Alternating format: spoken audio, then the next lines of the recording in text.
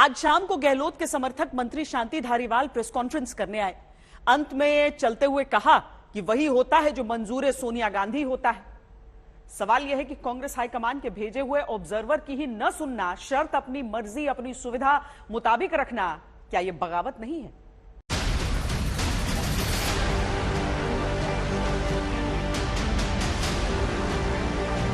तफसील से मैडम हमारे कांग्रेस प्रेसिडेंट को बताएंगे, फिर उसके बाद जो फैसला होगा। जयपुर से दिल्ली लौटकर मल्लिकार्जुन खड़गे और अजय माकन ने गहलोत गुट की कारस्तानी का कच्चा चिट्ठा सोनिया गांधी को बता दिया है। बस पूरी अनुशासनहीनता की लिखित रिपोर्ट देनी बाकी है, क्योंकि गहलोत गुट के विधायकों ने न सिर्फ पार्टी का अनुशासन तोड़ा, बल्कि माकन के मुताबिक राजस्थान में शासन के लिए 3 अपनी मर्जी मुताबिक शर्त रख दी। मुख्यमंत्री अशोक गहलोत के 40 साल के राजनीतिक करियर में कभी भी किसी ने चुनौती नहीं दी है। पहली बार सचिन पायलट नाम का नौजवान के सामने खड़ा हुआ है, जिसकी वजह से इतनी ज्यादा कटुता है और वो बार बार कांग्रेस आलाकमान के खिलाफ विद्रोह कर देते हैं। पहली बार सामने आया है, मगर राजस्थान में लोग जानते हैं कि किस तरह से पिछले 3 सालों से यहाँ पर कांग्रेस आलाकमान और मुख्यमंत्री अशोक गहलोत के बीच लुका छिपी का खेल चल रहा है। चाहे सचिन पायलट के लोगों को मंत्री बनाना हो या फिर सचिन पायलट को मुख्यमंत्री बनाना हो, यही वजह है कि मुख्यमंत्री अशोक गहलोत जैसे ही सचिन पायलट का नाम सुनते हैं वो आग बबूला हो जाते हैं और इस बार तो ऐसे बम बन गए कि कांग्रेस आलाकमान के सामने ही फट गए। एक पार्टी के साथ जो गद्दारी करते हैं और पैसों से जो जाते हैं, उनके नेतृत्व को हम स्वीकार नहीं करेंगे। अशोक गहलोत एक सादगी पसंद, ईमानदार और पार्टी का पक्का सिपाही है, जिसने 50 साल राजस्थान में कांग्रेस की सेवा की और देश में भी रहे। अशोक गहलोत को राष्ट्रीय अध्यक्ष बनाया जा रहा है, उनका हम स्वागत करते हैं, लेकिन राष्ट्रीय अध्यक्ष बनने के बाद में राजस्थान के सीएम का कोई फैसला लिया जाए। दावा कि गहलोत गुट ये चाहता है कि फैसला हाईकमान ही राजस्थान का करे, लेकिन तब जब खुद अशोक गहलोत अध्यक्ष बनकर हाईकमान हो जाएं, न कि अभी। इसी को ऑब्जर्वर बनकर जयपुर गए माकन और खड़गे कॉन्फ्लिक्ट ऑफ इंटरेस्ट कह रहे हैं। एक शर्त उसके अंदर ये था कि कोई भी निर्णय, जो भी रेजोल्यूशन होगा, उस रेजोल्यूशन का के ऊपर फैसला 19 अक्टूबर के बाद में होना चाहिए और ये रेजोल्यूशन का हिस्सा बनना चाहिए। तो उस पे हमारा ये कहना था कि ये कैसे संभव है कि वो व्यक्ति जो रेजोल्यूशन मूव कर रहे हैं कि सारे अधिकार कांग्रेस अध्यक्ष को दिए जाएं, वो व्यक्ति कांग्रेस अध्यक्ष का चुनाव लड़ना चाहते हैं और 19 अक्टूबर को अगर चुनाव जीत जाते हैं तो उसके बाद वो खुद फैसला करेंगे। तो ये कॉन्फ्लिक्ट ऑफ इंटरेस्ट नहीं है तो क्या है? पायलट को धोखेबाज बताकर जो अशोक गहलोत और उनके समर्थक सीएम पद के लिए नाम सचिन का सुनना भी नहीं चाहते। हमारी मुख्य शर्त जो है वो ये है कि जिन लोगों ने पार्टी से बगावत की, जिन लोगों ने पार्टी की सरकार को तोड़ने की कोशिश की, गिराने की कोशिश की, उनमें से कोई मुख्यमंत्री नहीं बने।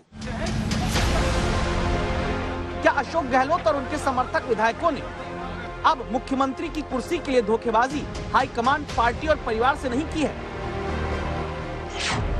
सवाल की पहली वजह है कांग्रेस विधायक दल की बैठक के समय ही गहलोत गुट के समर्थक विधायकों का अलग बैठक बुलाना। आरोप है इसके लिए भी विधायकों को भ्रम में डालकर बुलाया गया। संवाददाता शरद कुमार ने राजस्थान के गहलोत और पायलट दोनों गुट के विधायकों से इस बारे में सवाल किया। दोपहर बाद फोन आना शुरू हुए कि आपको धारीवाल जी के घर आना है, तो फिर हमने कहा हम तो लेट होंगे, हम तो 7:30 बजे के लगभग हम सीएमआर पहुंच जाएंगे। तो लगातार सभी के फोन आए, तो हम धारीवाल जी के घर हम नहीं गए क्योंकि हम क्षेत्र से नहीं आ पाए, और हम तो उसके बाद हमने कहा कि हमको समझ नहीं आ रहा था कि कौन कहाँ बुला रहा है।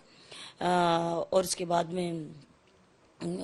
उसके बाद कहा गया कि सीपी जोशी जी के घर आना है, तो फिर हम सीपी जोशी जी के वहां गए। तो वहां पर सारे विधायक एक जगह थे। कुछ विधायक हमें पता चला कि सीएमआर में पहुंच गए हैं।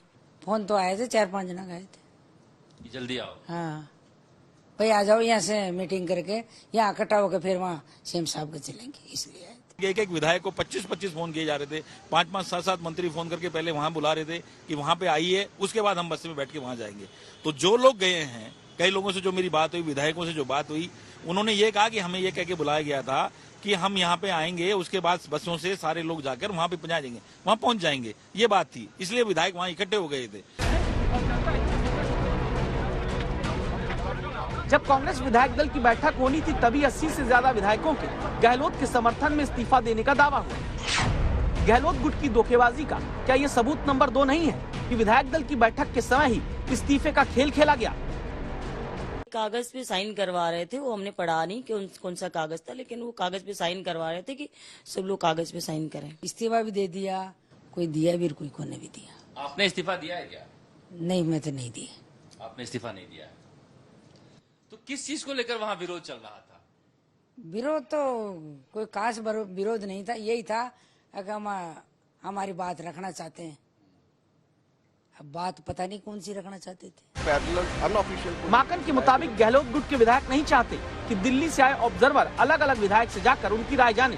क्या इसकी वजह यह है कि भले गहलोत के समर्थक विधायक सचिन पायलट के समर्थक से ज्यादा हो, लेकिन हाईकमान के खिलाफ या पार्टी के खिलाफ जाकर गहलोत का समर्थन करने वाले कम हैं?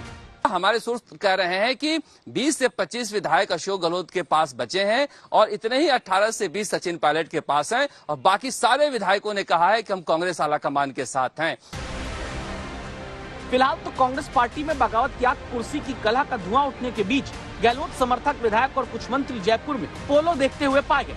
और जब जयपुर में पार्टी के बीच मैं मेरा मेरी कुर्सी मेरा राज की लड़ाई चल रही, तब राहुल गांधी भी भारत जोड़ो यात्रा के दौरान केरल में फुटबॉल खेलते दिखे। असली खेल तो यह हुआ है कि कांग्रेस आलाकमान और गांधी परिवार को पहली बार वर्तमान के विश्वस्त की तरफ से चुनौती दी गई है। मौसमी सिंह और देवंकुर वधावन के साथ शरद कुमार, जयपुर आज तक।